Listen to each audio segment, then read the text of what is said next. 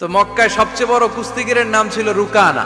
সাহাবারা বিশ্বনবীকে কখনো রুকানার কাছে যেতে দিত না। তো বিশ্বনবী একদিন ফজরের সালাত শেষে লুকিয়ে লুকিয়ে মক্কার সবচেয়ে বড় বক্সার রুকানার কাছে চলে গেল। যে বলল, রুকানা আসলিম তাসলাম, ইসলাম মানো শান্তিতে থাকবা, দুনিয়ায়ও থাকবা আখিরাতেও থাকবা। সুবহানাল্লাহ পড়ে। রুকানা বলে, না আব্দুল্লাহর বেটা মোহাম্মদ, আমি তো কালিমা পড়বো না, যদি বক্সিং খেলে আমারে হারায় দিতে পারো তাইলে কালিমা পড়ো।